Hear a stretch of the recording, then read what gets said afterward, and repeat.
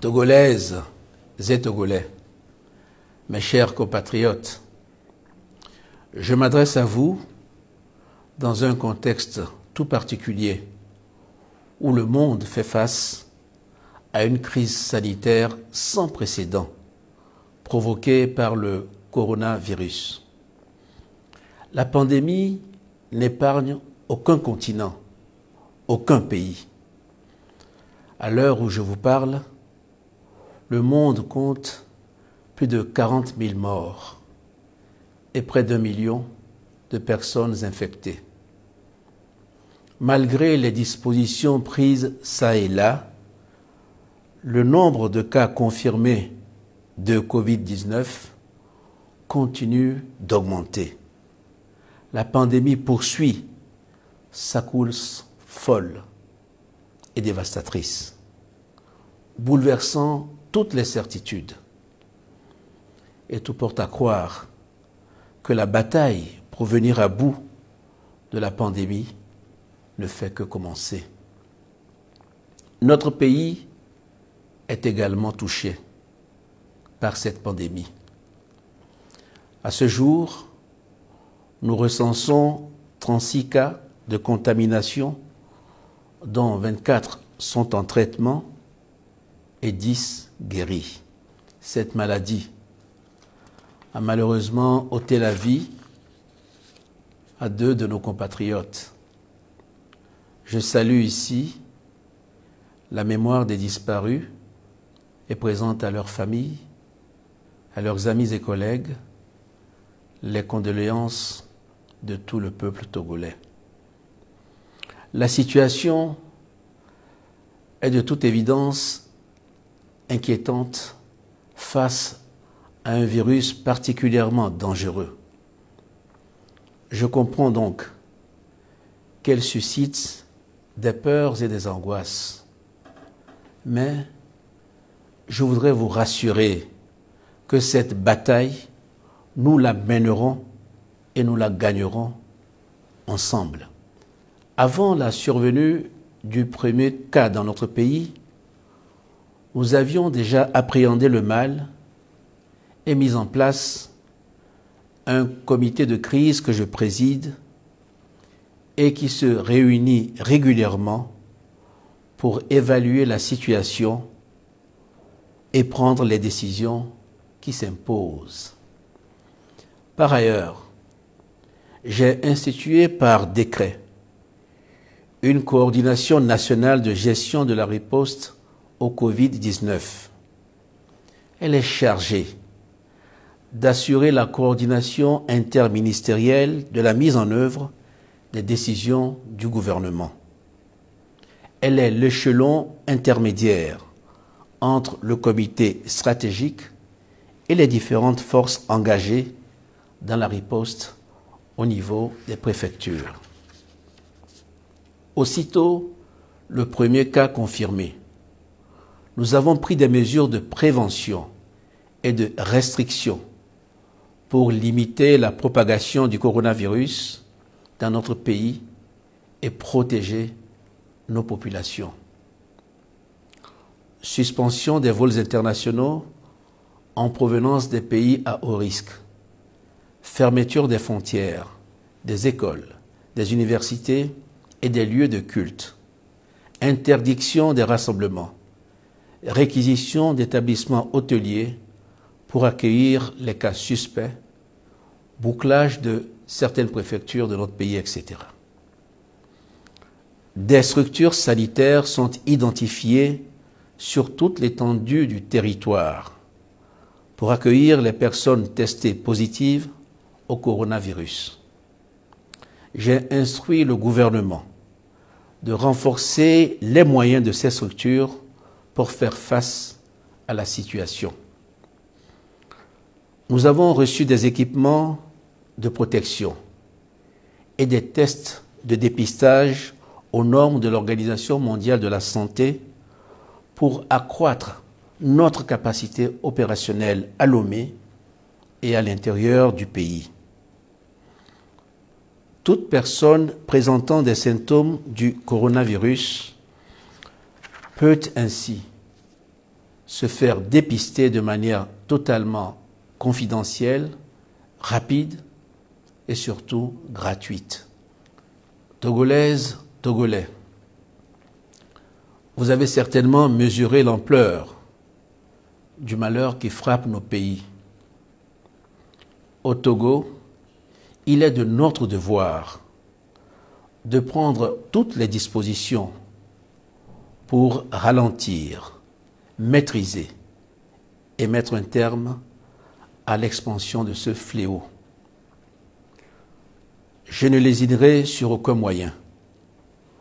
C'est le sens à donner à toutes les actions que nous avons entreprises depuis lors. Et c'est dans cet esprit que nous avons mis en place un collège scientifique dont la mission est de nous éclairer sur les meilleures dispositions à mettre en œuvre et les protocoles à utiliser pour soigner nos malades.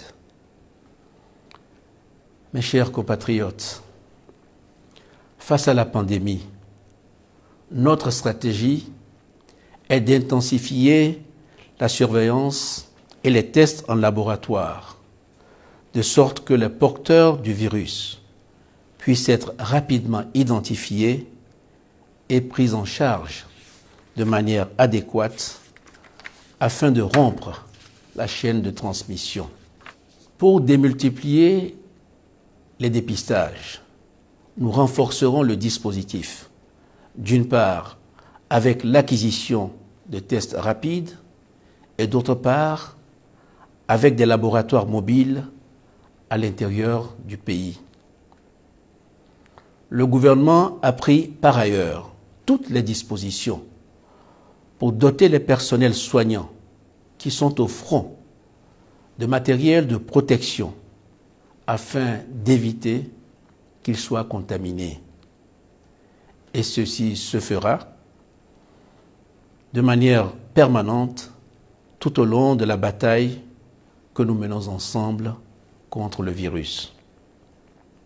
Je voudrais ici rendre hommage au personnel soignant pour les sacrifices et le dévouement dont ils font preuve en ces moments difficiles. Je comprends qu'il y a eu des moments de doute, de frustration et même d'inquiétude au début de cette crise. Mais je voudrais les rassurer que toutes les dispositions sont désormais prises pour les accompagner et les soutenir dans leur délicate mais salvatrice mission. Mes chers compatriotes, la pandémie du coronavirus nous impose des défis exceptionnels, d'immenses sacrifices.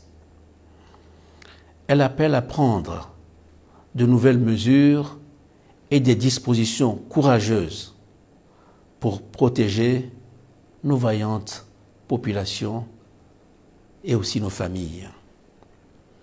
C'est ainsi que pour aller plus vite et plus loin dans la prise de décision, le gouvernement a sollicité et obtenu, conformément aux dispositions de l'article 86 de la Constitution, une autorisation de l'Assemblée nationale pour une période de 6 mois, afin de pouvoir prendre par voie d'ordonnance toutes les mesures nécessaires à la lutte contre la pandémie de Covid-19 et ses effets.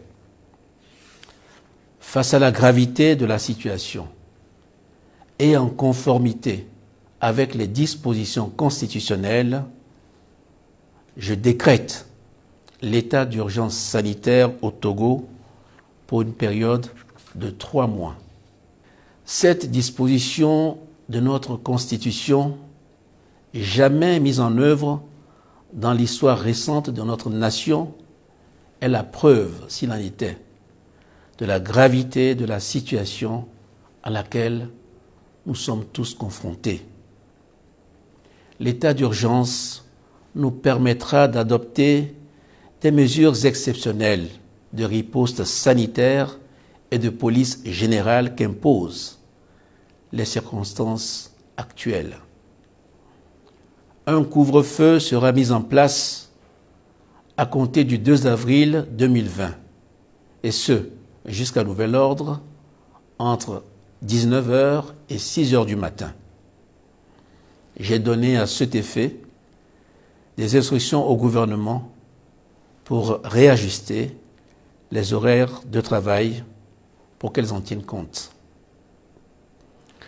Les restrictions de circulation et de regroupement qui découleront de l'état d'urgence visent à contenir l'épidémie afin de pouvoir mieux l'endiguer. Il est par ailleurs créé par décret une force spéciale anti-pandémie composée de 5000 hommes qui sera chargée de veiller au respect des décisions prises dans le cadre de la lutte contre le Covid-19. Il s'agira d'une force mixte composée des forces de défense et de sécurité, sur le modèle déjà bien connu de la force sécurité élection. Je sais pouvoir compter sur notre sens collectif de civisme pour appliquer l'ensemble des mesures prises qui nous permettront de remporter la bataille contre cet ennemi invisible. Aucun écart ou manquement ne sera toléré. Selon l'évolution de la situation, d'autres dispositions pourront être prises. Il s'agit de mener une véritable bataille contre le coronavirus. Cette bataille, j'en suis convaincu, nous la gagnerons. Nous n'avons d'ailleurs pas d'autre choix. Mais pour la gagner, il nous faudra respecter les mesures prises et faire preuve d'une grande discipline collective. Mes chers compatriotes, notre pays a une histoire particulière. Vous le savez tous, nous venons de loin et c'est ensemble que nous ferons face à cette crise.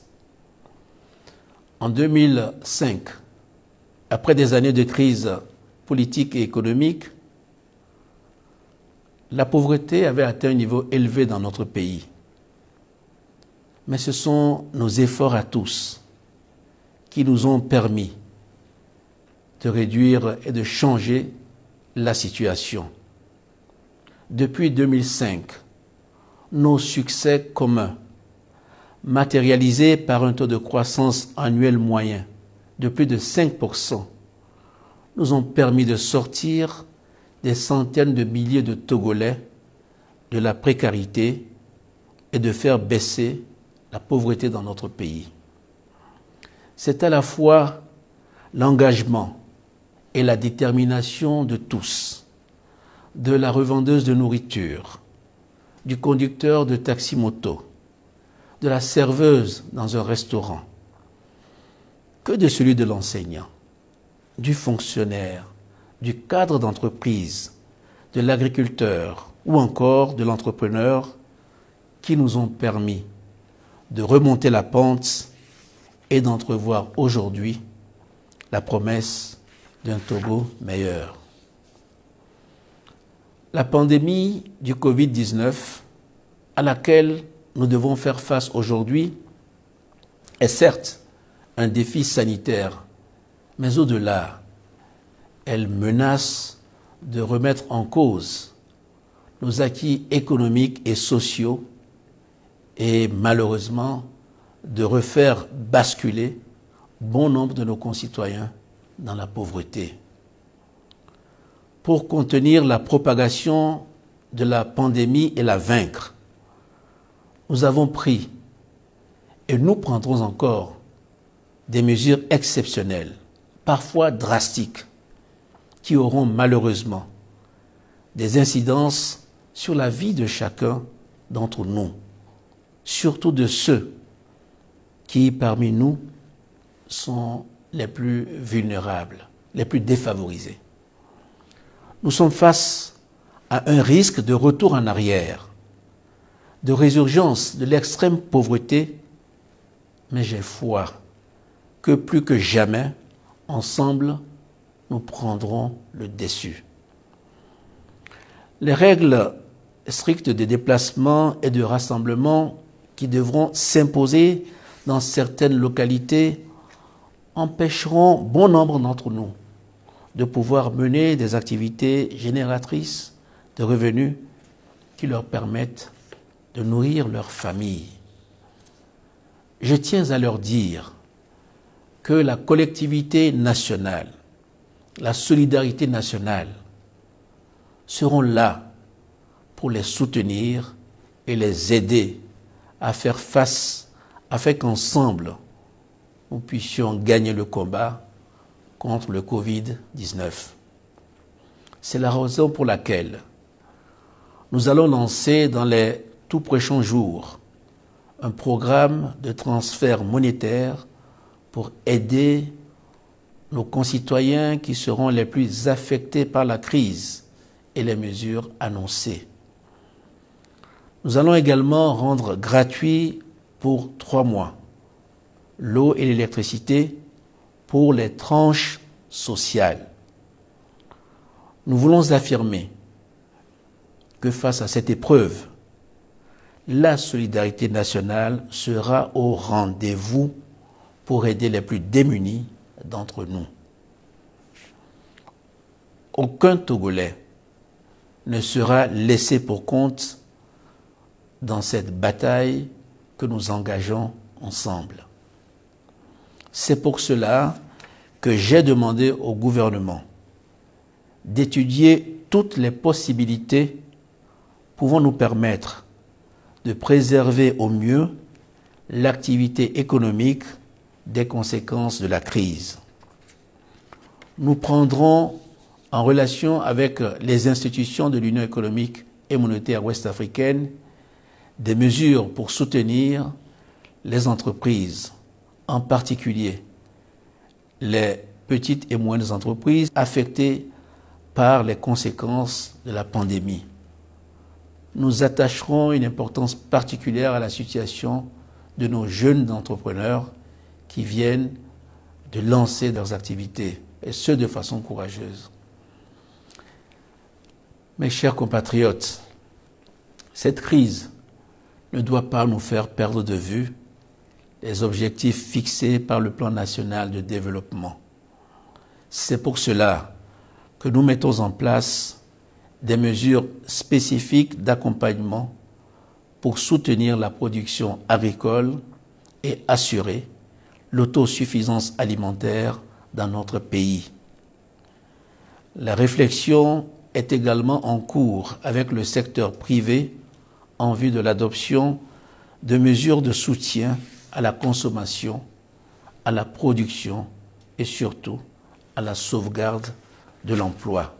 J'ai dès à présent demandé au gouvernement d'étudier la situation fiscale des entreprises au cas par cas, notamment celles qui sont les plus exposées aux conséquences de la crise. Pour financer toutes ces mesures socio-économiques, j'annonce la création d'un fonds de solidarité nationale et de relance économique de 400 milliards de francs CFA. Ce fonds sera alimenté par l'apport du gouvernement, les mobilisations auprès des partenaires internationaux, secteur privé national et international, et de toutes les bonnes volontés. Togolaises, Togolais, ces derniers jours, j'ai pu, une nouvelle fois, apprécier la compétence et la détermination des Togolaises et des Togolais autour d'une cause nationale. Permettez-moi de saluer ces femmes et ces hommes, médecins, scientifiques, journalistes, acteurs politiques et de la société civile, députés, élus locaux, autorités traditionnelles, artistes, forces de défense et de sécurité, leaders religieux, qui œuvrent inlassablement pour que notre pays sorte victorieux de cette épreuve difficile. Je convie l'ensemble de la population au respect rigoureux des dispositions prises dans l'intérêt de tous. Chaque citoyen doit veiller au respect des mesures annoncées par le gouvernement dans sa famille, mais aussi dans son milieu professionnel. J'en appelle donc à la responsabilité des personnes présentant des symptômes de cette maladie pour qu'elles prennent d'elles-mêmes des mesures de quarantaine et contactent les autorités sanitaires pour une prise en charge adaptée. J'invite les forces de l'ordre à veiller dans le cadre de la loi à la sécurisation des personnes et des biens partout sur le territoire national. Je remercie les partenaires du Togo pour leur soutien et leur accompagnement dans cette épreuve commune. Je témoigne de mon admiration à toutes les bonnes volontés qui se mobilisent spontanément aux côtés du gouvernement pour venir en aide aux personnes les plus affectées par les conséquences de la pandémie. Nous resterons à l'écoute des propositions constructives visant à permettre au Togo de remporter ce combat. Plus que jamais, nous devons adopter les gestes barrières et les comportements d'hygiène et de prévention. Se laver régulièrement les mains à l'eau et au savon ou avec du gel hydroalcoolique, éviter au maximum les contacts physiques, tousser dans le coude, composer le 111 en cas de besoin d'assistance ou d'informations crédibles, limiter au strict nécessaire nos déplacements et garder les bonnes distances pour rompre la chaîne de transmission du virus. Nous gagnerons cette bataille, mes chers compatriotes, comme d'autres pays, en étant disciplinés et responsables. Togolaises et Togolais, face à cet ennemi, nous n'avons aucun autre choix que celui de combattre et de vaincre. Nous devons faire front contre le coronavirus, car notre salut en dépend. Notre force réside dans l'anticipation et la prise de décision, de mesures et de dispositions énergiques afin d'endiguer la propagation de la pandémie. J'ai pour ma part la ferme conviction que nous gagnerons aussi vite que possible cette lutte si, je dis bien si, nous mettons en avant la grande maturité qui nous caractérise et dont nous avons toujours fait preuve. La dignité, la discipline et le courage démontrés constituent les marques incontestables de notre pays. Une nation déterminée et prête à relever les grands défis pour un futur de prospérité et de progrès. Que Dieu protège et bénisse notre cher pays, le Togo.